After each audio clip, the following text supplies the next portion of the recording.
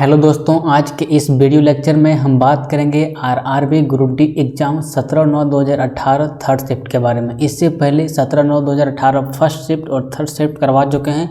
वह वीडियो आपको प्लेलिस्ट में मिल जाएगा और आज का वीडियो अभी स्टार्ट करने वाले हैं। तो अभी तक आपने हमारे यूट्यूब चैनल को सब्सक्राइब नहीं किया है तो सब्सक्राइब कर दीजिए। और ये वीडियो अगर आप हमारे फेसबुक पेज पे देख रहे हैं तो हमारे फेसबुक पेज को लाइक कीजिए। चलिए अब हम लोग चलते हैं अपने टॉपिक की ओर। क्वेश्चन नंबर 1 देखेंगे। 17/9/2018 थर्ड शिफ्ट का ये क्वेश्चन है। कब का है? 17/9/2018 का थर्ड शिफ्ट का क्वेश्चन है। तो इस क्वेश्चन को आप देखिए क्या बोल रहा है। सो क्वेश्चन नंबर 1 देखिए। पहले मैं पेन चेंज कर लेता हूँ, एक सेकेंड। ब्लैक, एक सेकेंड। क्वेश्चन नंबर 1 क्या बोल रहा है? ब्लैंक दिया हुआ कॉर्क सेल में मौजूद एक रसायन है। कॉर्क सेल में मौजूद एक रसायन है जो उनमें गैसों और पानी के प्रवेश को रोकता है।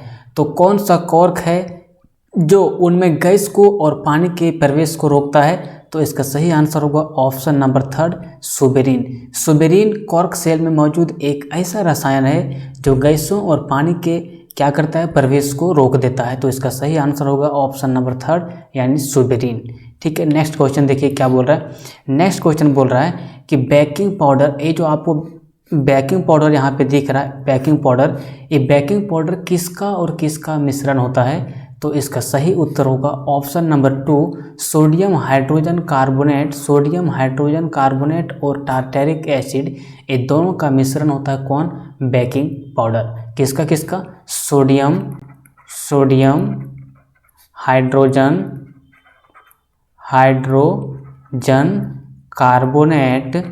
कार्बोनेट और किसका? टार्टेरिक एसिड का होता है क्या? Tartaric acid. तो बेकिंग पाउडर किसका किसका मिश्रण होता है? सोडियम हाइड्रोजन कार्बोनेट और टार्टेरिक एसिड का मिश्रण होता है बेकिंग पाउडर। ठीक है, अब देखिए क्वेश्चन नंबर 3 क्या पूछा गया था। क्वेश्चन नंबर 3 में क्या था? कीटोन जो आपको यहाँ दिख रहा है ये इंपॉर्टेंट है, ये बहुत बार एग्जाम में आ जाएगा। कीटोन के साथ समाप्त होने वाली हाइड्रोकार्बन श्रृंखला के अंत में क्या लगाया जाता है? कीटोन का अंत में क्या लगाया जाता है? तो यहाँ पे इसका लगाया जाता है ऑप्शन नंबर 4 यानी कि 1, वो Ne। कीटोन के लास्ट में क्या लगाया जाता है? वो Ne लगाया जाता है। अब देखो आपको पूछेगा अल, ये जो अल है सो किसके अंत में लगाया जाता है? तो एल्डिहाइड ग्रुप का जो हाइड्रोकार्बन रहता है उसके अंत में लगाया जाता है अल। और जो ये जो ऑल लगाया जाता है ये आपका मेथनॉल। ऑल आपका ये दिमाग से थोड़ा स्केप कर रहा है लेकिन इसको हम बता रहे हैं। ओइक जो है ये कार्बोक्सिलिक एसिड के अंत में लगाया जाता है, कार्बोक्सिलिक एसिड के अंत में। और ये मेथनॉल ना, ये मेरा दिमाग से स्केप कर रहा है, मैं आपको रिकॉल करके बताने का प्रयास करूँगा। ऑल किस में लगाया जाता है? इसमें फार्मूला आता है, इसमें आता है आपका मेथनॉल, इसमें आपका इसे में आता है एथानॉल। ठीक है, इससे में आता है आपका प्रोपेनॉल। हाँ, अब मेरा दिमाग में आ गया। एथानॉल देखो ये होता है किसका? दारू का फार्मूला एथानॉल। अब एथानॉल का ये देखो अल्कोहल ग्रुप है। अल्कोहल ग्रुप जो है इसके अंत में लास्ट में वो एल लगाया जाता है। क्या? वो एल लगाया जाता है अल्कोहल ग्रुप के लास्ट में। अल्कोहल ग्रुप के हाइड्रोकार्बन के लास्ट में क्या लगाया जाता है? वो एल लगाया जाता है। इसको याद कैसे रखोगे? देखो यहाँ पे आपको दिख रहा है ना अल्कोहल दिख रहा है। तो इस अल्कोहल का लास्ट वाला लो, यही वाला ऑल किस में लगाया जाता है? इसके लास्ट में लगाया जाता है। जैसे आपको फार्मूला बोल देगा मेथनॉल का फार्मूला क्या होता है? इसका फार्मूला होता है, यहाँ पे देखिएगा आप, मेथनॉल का फार्मूला होता है CH3OH। ठीक है, इसका रासायनिक नाम आपको पूछेगा तो क्या होगा? मेथानॉल, METHANOL। मिथ का मतलब होगी यहाँ सी कार्बन 1 रहता है उसको बोलते हैं मिथ। अगर यहीं से कार्बन आपका 2 आ जाता, C2H5O हो जाता, तो यहाँ पे कार्बन 2 है तो इस 2 कार्बन के कारण इसको बोलते हैं हम लोग ईथ। क्या बोलते हैं? ईथ। और यहाँ वो H इसमें लगा हुआ है, इसका मतलब हो गया ऑल, तो इथानॉल हो गया। क्या हो गया? इथानॉल हो गया।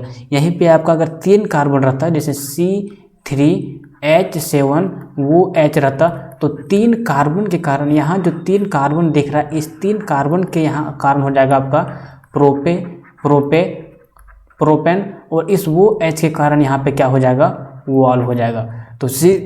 तो आपको समझ में आ गया हो कि जिसके लास्ट में वो L लगेगा वो मेथनॉल ग्रुप का कहलाएगा। ठीक है, अब देखिए क्वेश्चन नंबर 4 क्या बोल रहा है।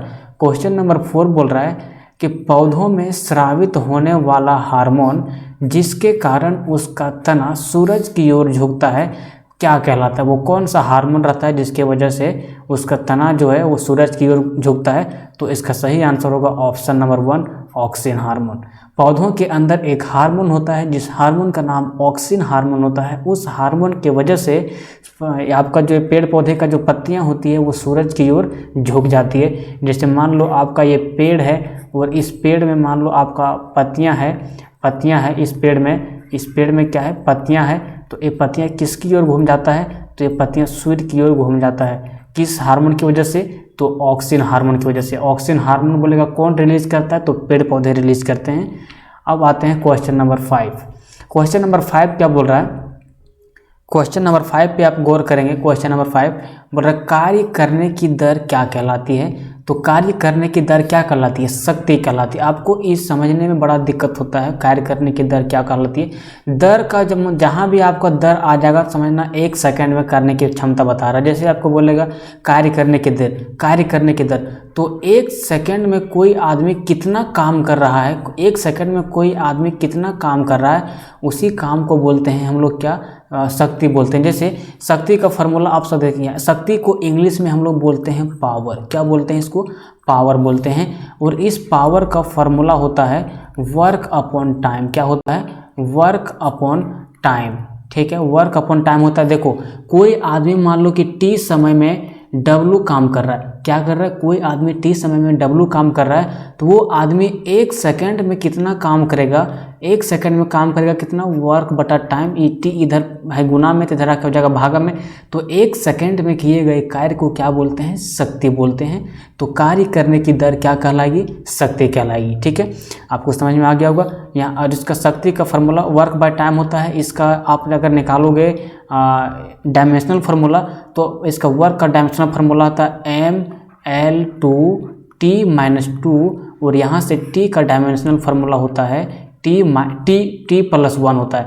तो देखो इसको कैसे निकालोगे, इसको M को M रहने दो, L2 को 2 रहने दो, और यहाँ पे T देखो ऊपर में -2 है यहाँ पे, और नीचे वाला माइनस और ऊपर चला जाएगा, नीचे वाला +1 ऊपर जाएगा तो भी माइनस होगा। तो इसका फॉर्मूला हो जाता है ML2T-3।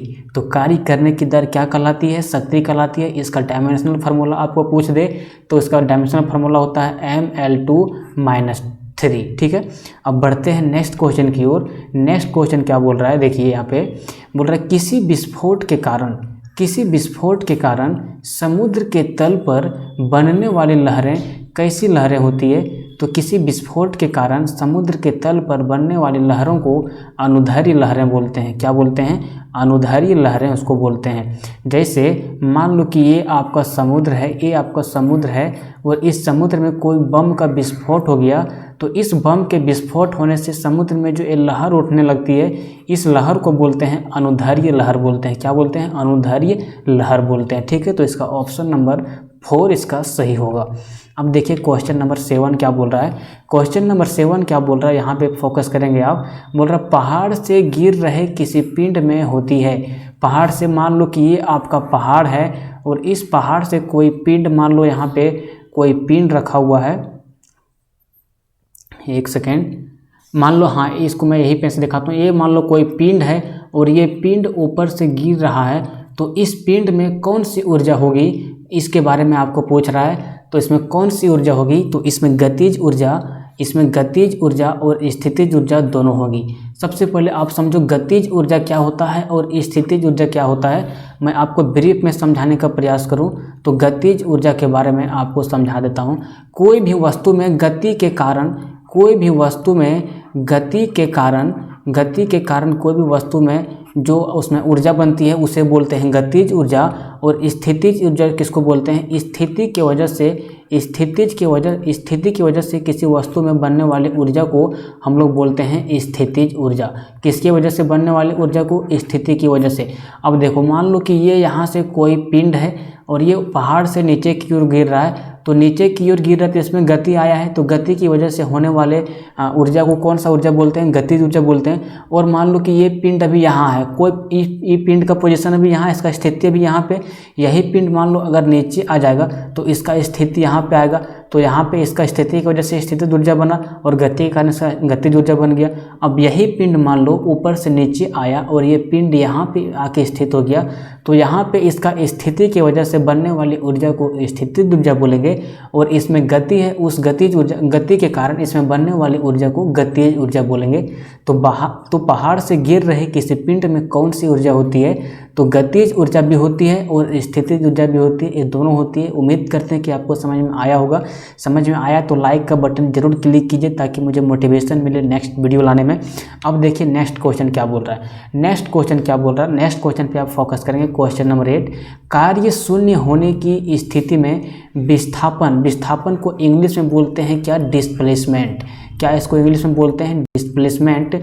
और लगाए जाने वाले बल के बीच, बल को इंग्लिश में बोलते हैं फोर्स, आपको इंग्लिश में बताते हैं फोर्स के बीच होने वाला कोण कितना होता है, कितना डिग्री का कोण होता है। मान लो कोई आप कार्य कर रहे हैं और कार्य आपसे हुआ ही नहीं, मान लो आप कोई दीवार को धक्का दे रहे हैं या फिर आप कोई चीज़ को उठा के रखे हैं, आप कहीं से आगे पीछे उसको ले ही नहीं गए, तो आप उसमें कुछ आप कार्य किए ही नहीं, तो उसमें आपके बल लगाने का और विस्थापन होने के बीच में कितना डिग्री का कोण होता है वही पूछा है। तो इसका सही उत्तर होगा ऑप्शन नंबर 3 90 डिग्री। आपको बता दें सबसे पहले कि यहाँ पे आपका वर्क का फार्मूला होता है। वर्क का फार्मूला क्या होता है आपको ये सबसे पहले समझने की कोशिश करना है। वर्क की फार्मूला होता है एफ एस कॉस थीटा। अब देखो एफ एस कॉस थीटा होता है, यहाँ से अगर इस पूरे कॉस थीटा का वैल्यू हो जाएगा 0, इस पूरे कॉस थीटा का वैल्यू मान लो अगर हो गया 0, तब तो कार्य हो जाएगा 0, क्योंकि एफ एस यहाँ है और इसको कोई भी संख्या को हम 0 से गुणा करते हैं तो वो 0 हो जाता है। तो एफ एस इंटू 0 करेंगे तो ये पूरा का मान हो जाएगा 0 और वर्क हो जाएगा आपका यहाँ पे 0। तो कॉस थीटा का वैल्यू क्या यहाँ पे रखेंगे कि इसका वैल्यू 0 हो जाएगा। तो थीटा का वैल्यू अगर आप रखोगे 90 डिग्री, थीटा का वैल्यू अगर आप 90 डिग्री रखोगे तो cos 90 डिग्री का वैल्यू हो जाता है 0 और इसको 0 होने के वजह से ये पूरा काम हो जाता है 0। तो आपको क्या बोल रहा है कि कार्य शून्य होने की स्थिति में विस्थापन और लगाए जाने वाले बल के बीच का कोण कितना डिग्री का होता है। तो इसका सही उत्तर होगा ऑप्शन नंबर 3 90 डिग्री का। ठीक है, अब बढ़ते हैं नेक्स्ट क्वेश्चन की ओर। नेक्स्ट क्वेश्चन बोल रहा है, क्वेश्चन नंबर 9 क्या बोल रहा है कि परमाणु क्रमांक 57 वाला तत्व संबंध रखता है। तो परमाणु क्रमांक 57 वाला तत्व किससे संबंधित रखता है इसके बारे में आपको बताना है।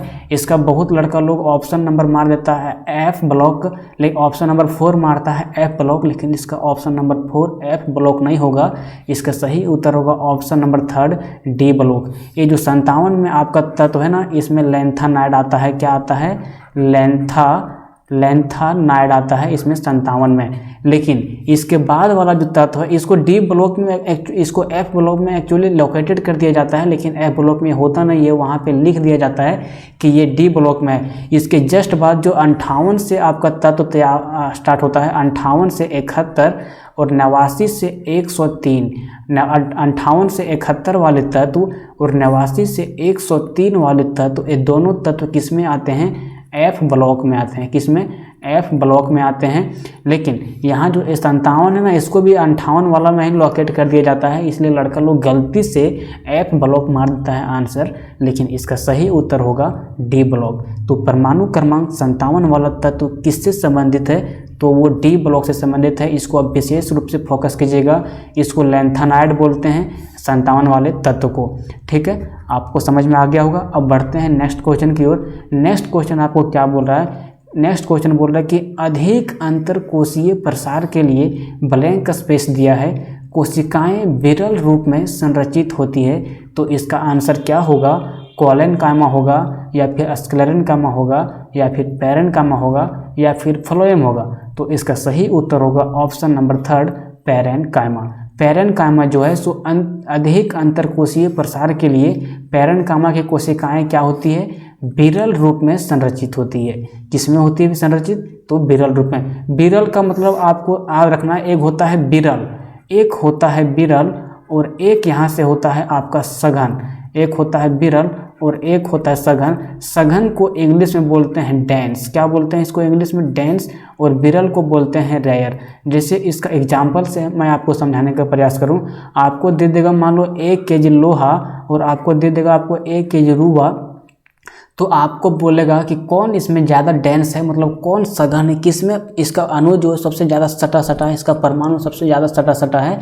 तो आप इसका सही उत्तर बोलोगे लोहा का। किसका? लोहा का बोलोगे। ये आपका मान लो है प्लास्टिक, ठीक, ये मान लो आपका है रुआ, क्या है आपका? रुआ। और ये आपका है लोहा। तो कहेगा लोहा ज़्यादा कठोर है, जो ज़्यादा कठोर होगा समझ लेना उसका जो स्थिति है वो ज़्यादा सघन है, और जो जितना कम कठोर होगा उसका स्थिति समझ लो उतना वो रेयर है, मतलब वो उतना विरल है। जैसे आपको यहीं पे दिखा देगा, मान लो ये आपको दिखा देगा कपड़ा, एक कपड़ा आपको दे देगा और ये आपको दे देगा माउस, तो बोलेगा इसमें ज़्यादा विरल कौन है, ज़्यादा सघन कौन है? तो विरल, इसके ये दोनों के तुलना में ये ज़्यादा विरल होगा, क्योंकि ये सॉफ्ट है और ये हार्ड है, तो ये क्या हो जाएगा? सघन हो जाएगा। तो उम्मीद करते हैं आपको समझ में आया होगा सघन और विरल किसको बोलते हैं। ठीक है, अब देखिए नेक्स्ट क्वेश्चन क्या बोल रहा है। Question number 12, question number 11 skip हो गया है। अब बढ़ते हैं क्वेश्चन नंबर 12 की ओर। ये बोल रहा है कि समूह में निष्क्रिय गैसें होती है, ये आपको बताना है ब्लैंक स्पेस में क्या होगा। तो इसका सही उत्तर होगा ऑप्शन नंबर 1 18। समूह 18 में क्या होती है? निष्क्रिय गैसें होती है। आपको समूह 18 के बारे में थोड़ा सा जानकारी दे देते हैं। ये मान लो आपका है समूह 18। समूह 18 में जो तत्व होते हैं इसमें होते हैं हीलियम, ठीक है, हीलियम का परमाणु क्रमांक होता है 2। उसके बाद होता है आपका नियॉन, इसका परमाणु क्रमांक होता है 10। इसके बाद होता है आपका आर्गन, इसका परमाणु क्रमांक होता है 18। इसके बाद आपका होता है क्रिप्टन, इसका परमाणु क्रमांक होता है 36। इसके बाद होता है आपका जेनॉन, इसका परमाणु क्रमांक होता है 54। इसके बाद होता है आपका रेडॉन, इसमें 54 में आप जोड़ दो 32 तो कितना हो जाता है? 54 में आप अगर 32 जोड़ोगे तो 4 2 6 और 5 3 8 यानी कि 86। ये 6 तत्व आपको याद रखना है। इसमें एक तत्व और होता है रेडॉन के बाद, इसको आपको याद नहीं रखना है, एग्जाम में आपको इतना ही पूछता है कि helium, neon, argon, helium, neon, argon, krypton, xenon और रेडॉन ये किस समूह में आते हैं? तो ये 18वें समूह में आते हैं। इसको पहचानने का सबसे आसान तरीका क्या होता है कि इसके बाहरी कक्षा में इलेक्ट्रॉन जो होते हैं वो फुलफिल इलेक्ट्रॉन होते हैं। जैसे यहाँ पे आपको नियॉन का परमाणु क्रमांक 10 होता है, इसका अगर हम इलेक्ट्रॉनिक कन्फिग्रेशन करेंगे तो इसका इलेक्ट्रॉनिक कन्फिग्रेशन होगा 2 और 8। आपका ये हीलियम एक थोड़ा सा अपवाद है, इसको याद रखना है। हीलियम अपवाद होने के कारण भी ये निष्क्रिय गैसें की श्रेणी में आता है। इसके बाद आप देखिए आपको आर्गन है, आर्गन का अगर आप करोगे इलेक्ट्रॉनिक कन्फिग्रेशन तो इसका हो जाएगा 2 8 और 8। देखो इसका लास्ट कक्षा में 8 आया ना। अब यही आप क्रिप्टन को करोगे तो इसका भी लास्ट कक्षा में 8 आएगा। कैसे? देखो 2 है 8 है, तीसरी कक्षा में 8 जाएगा तो कितना हो गया? 18 8 26 और 2 28। उसके बाद फिर लास्ट में आपका जाएगा 8 तो हो जाएगा 36। तो कि जो निष्क्रिय गैसें होती है उसके लास्ट कक्षा में 8 इलेक्ट्रॉन का होना अनिवार्य होता है, तभी उसे हम निष्क्रिय गैसें बोलते हैं। निष्क्रिय गैसों को इंग्लिश में बोलते हैं इसको न्यूट्रल गैस। क्या बोलते हैं इसको? न्यूट्रल गैस बोलते हैं, न्यूट्रल गैस। ठीक है, न्यूट्रल गैस इसको इंग्लिश में हम लोग बोलते हैं, ये आपको याद रखना है। अब आते हैं क्वेश्चन नंबर 13 पे। क्वेश्चन नंबर 13 क्या बोल रहा है कि एक सेल के विस्फोट के बाद वह कई टुकड़ों में अलग अलग दिशाओं में उड़ जाते हैं। इस स्थिति में क्या संरक्षित रहता है? क्या इस स्थिति में कंजर्व रहता है? इस संरक्षित को इंग्लिश में बोलते हैं हम लोग कंजर्व। इस स्थिति में क्या कंजर्व रहता है? जैसे मान लीजिए कि ये कोई सेल है, इस सेल में मान लो कि अंदर से विस्फोट हो गया और विस्फोट होने के कारण ये चारों दिशाओं में क्या हो गया? बिखर गया। ये चारों दिशाओं में बिखर गया तो बोल रहा है कि इस स्थिति में क्या इसका रहता है संरक्षित? तो इस स्थिति में इसका संवेग संरक्षित रहता है। संवेग को दोस्त इंग्लिश में बोलते हैं मोमेंटम।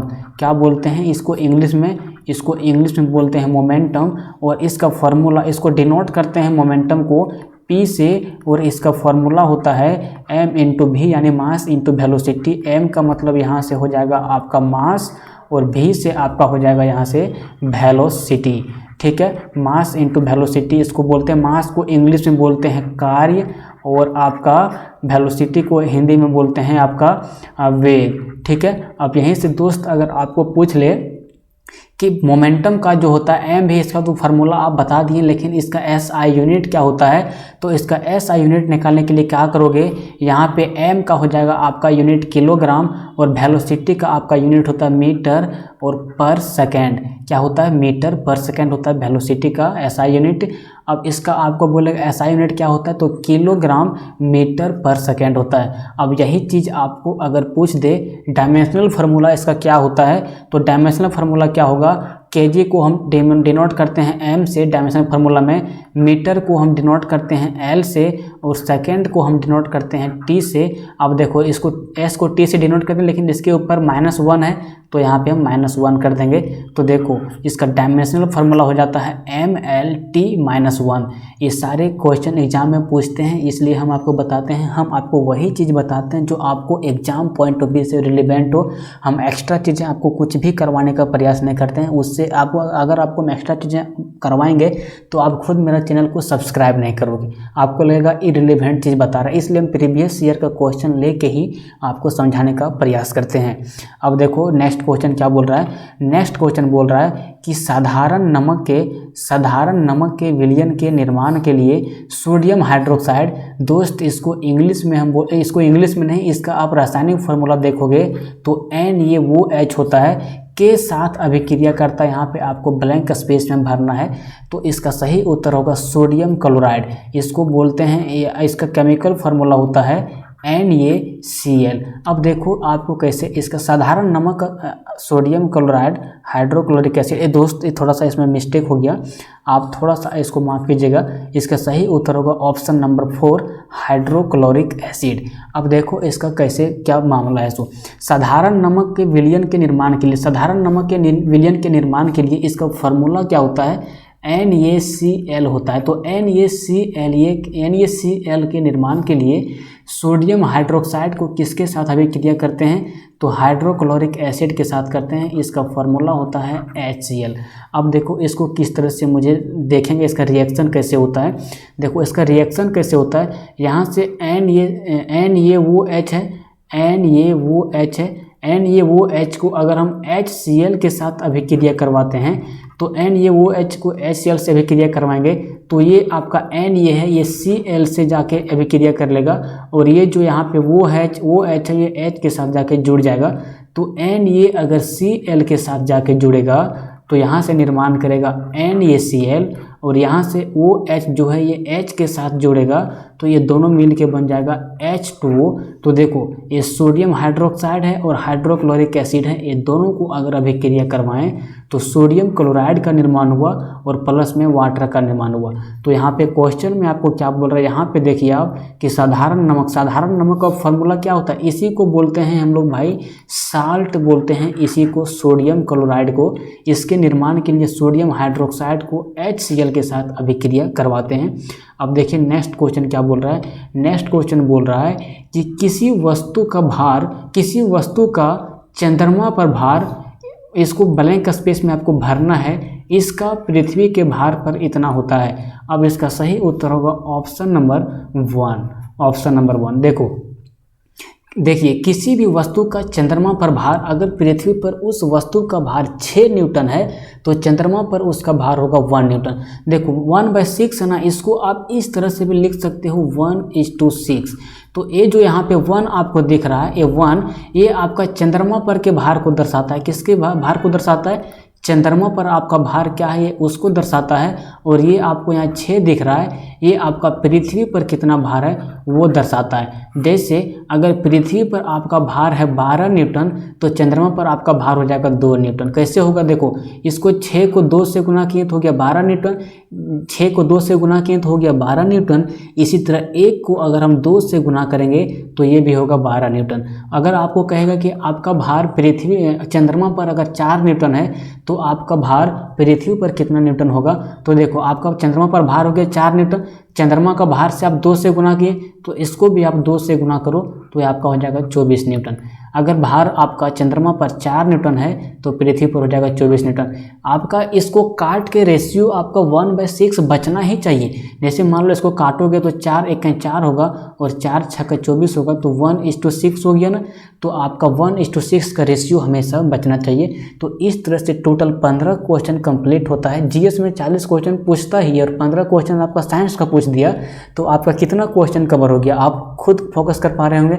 तो इस तरह से आपका 15 क्वेश्चन कंप्लीट हो गया। अब मिलते हैं कल, तब तक के लिए जय हिंद, जय भारत।